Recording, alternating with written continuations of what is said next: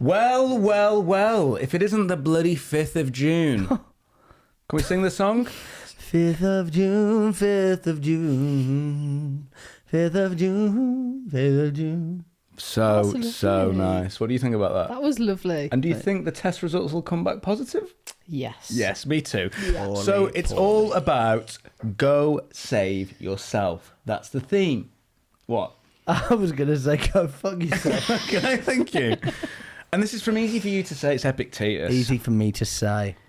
We cry out to God, how can we escape this pain? Don't you have hands, or did God forget to give you a pair? Sit and pray your nose doesn't run, or better yet, wipe it yourself and stop looking for someone else to blame. Very specific with the wiping nose, isn't it? Yeah. Very specific. And obviously they didn't even have Kleenex back in any Yeah. of them. So, like, what would So they it was wipe just your with? finger. Yeah. Maybe. Or yeah. Or like your guard or sleeve. Did they have something. sleeves? Well, I don't know, but we'll put their Instagram handle in the bio for sleeves. So he wants to check out sleeves after this Sleeves, green sleeves. one. So we've all worked with them, and some of us still do. People who sap the energy a little bit in the sales team. You know, like complainers. The only reason I'm not hitting target is because if I had better leads, I could do more of. They're only getting that because of X. When I say that, does your mind go to, oh yeah, I've got experience in this realm? Friends actually. No, I'm joking.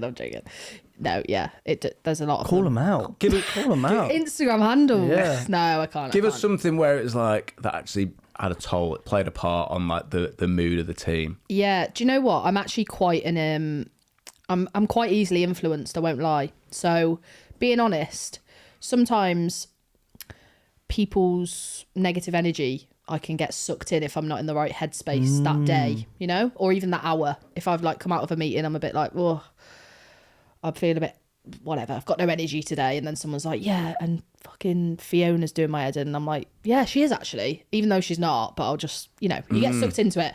So I think it's I've definitely worked with a lot of salespeople that was something else that's the issue. Like, it's not, I have not being honest, like, look, I just haven't put enough graft in this week, or oh, I got no connects. It's like, that's literally, if you're doing what you should, it's pretty much impossible, but there'll always be a reason. So yeah, I have found myself though sometimes getting like sucked into that energy. So I think one thing I do try and do is before I react, I'll just like take a step back and like, am I actually annoyed, or am I just agreeing with people? That's You know? nice. Yeah, that's yeah. really nice. So the phrase that kind of springs to mind is, even if it's not your fault, it's your responsibility. So then, if you found yourself in a negative state of mind, how do you like snap out of that? Yeah, I think sometimes just like taking yourself away from, again, if you're quite like an impressionable person, where I think it's always important to be part of a team, because I think being on your own, like, again, you can like fall into whatever energy you're feeling, and if you're in good energy, people will bring you up, but in the same breath, if people are feeling negative, they'll bring you down. So yeah, if I ever find myself in a bit of a negative headspace with other people or just myself, I'll just take myself away and just do something that makes me happy. Either listen to some good music, go and get a matcha, go for some fresh. I actually think getting some fresh air, it sounds like the most basic thing ever, but really actually sorts you out.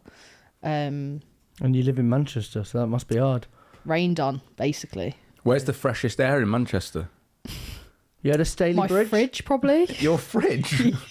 Yeah, I love a bit cold air, you know, and you can just like hit yourself some cold You air. put your head in it? Yeah, I'll just like have a look around. That's like, who was that poet? Used to put her head in the fridge. You think it's Sylvia Plath who put red in the oven? Oh, yes. Gorgeous poems, though. What about leaders then? Right. So I heard this thing once and I thought that is so true. It was basically saying really shit leaders are reactive, right? So they'll go like, where's the next deal coming from? Oh, for fuck's sake. It's like a lot of like slamming about and reacting to things that are happening in the room, and where's that deal coming in, and when's the next thing coming in? But really good leaders tend to just anticipate and go, oh, actually, you probably need a bit more input there, or do you want me to, any help with this? Are you going on a holiday at this point? Do you want me to? So have you got examples of this person was actually one of my better leaders to manage me because they did X, Y, and Z, and maybe ones that got it totally wrong? Yeah, there's a few that comes to mind. I haven't worked for that many, so I can't be too specific. But yeah, so a sales leader where potentially weren't giving you what you want is when everything's like really optimistic. I feel like that's not what you need as a salesperson. You almost need, it's your job to be optimistic about what could happen and deals that might close or whatever. And then it's almost their job to like qualify out. So they should be saying like, what happens if that doesn't happen though? Like, how does that not happen?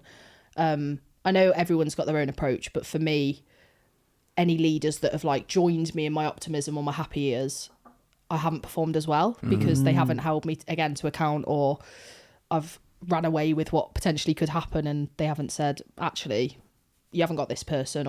And I think the good thing about sales leaders, they can take a bird's eye view of it because you're in like the weeds and the day to day and you've got the relationships built. They should be able to like look at it from above and say, that doesn't look right, or we've closed a deal recently and you haven't done that. Or so yeah, I think overly optimistic leaders, although they're great to work for and they bring the energy, that's where I haven't performed as well. More like rigid and task focused leaders are where I have got the best out of me personally, because I'm more passionate, optimistic, happy salesperson. So I need them to be like, nah, that potentially isn't going to happen. Like, you need to be more realistic. But this is an interesting question. How do they challenge you without being a dick? Because there's a fine line, isn't there, of I could come in, if I was your leader and coming into the room and being like, well, no, that doesn't look like that. And then all of a sudden, your superpower, your optimism, I've shot you down. Yeah. And then it's a case of, oh, I don't really want it. And then you might go out on the floor and you're slagging off trees or whoever it was. But those kind of things. So how do you get managed effectively where you're held accountable, but you can remain optimistic? Yeah, I think, again, this comes with an age thing where I kind of know how I want to be managed because I've worked for a number of sales leaders. So my current leader, I actually appreciate people to being direct, whereas other people potentially don't. They need more soft, like, but have you thought about this? Whereas I'm happy for him to say to me, I don't think that's going to happen. And I have to like prove why it will. And then as we're talking through potentially why it will happen, I'm like, no, I've got the right person. They've agreed to this date and the DocuSign's going to be sent on this day.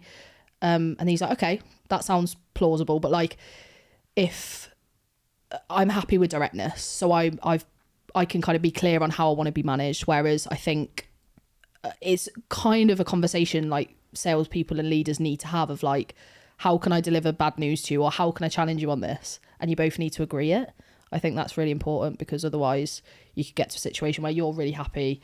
They're trying to just be a good manager and like be direct and forecast properly to the board or whoever. And then you're like, oh, but they just zap on my energy all the time. So I don't really want to work well for them. So I think, yeah, it's a fine balance. But as a leader and as a salesperson, you almost need to like have that conversation of like, what kind of person are we and how do we want to work together?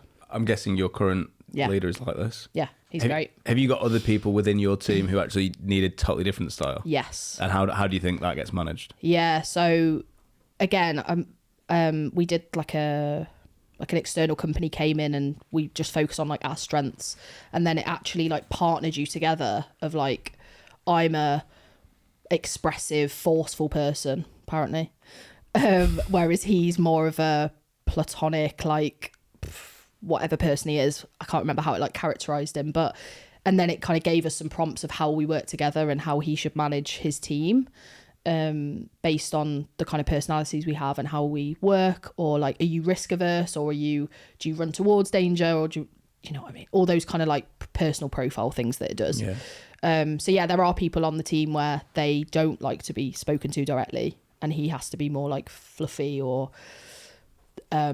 maybe more specific, whereas I'm happy for him to go, I don't believe this deal. Like, he doesn't really have to be so specific with me, because I'm happy to have like a more of like a informal conversation, whereas some people like it to be really formal and like, okay, well, how can I action on that? What do I need to do? Like, give me some actionable insights or whatever. So yeah, he definitely has to there's 7 of us on the team, so he's got a few personalities to work with. Nice. I feel like this conversation has been action packed for salespeople, sales leaders. I've enjoyed it so much. I've been Jack Frimpson. I've been Zach Thompson. I've been Soph Ellis. Remember, you'll die. Sven, Goran Eriksson. It's murder on the dance floor.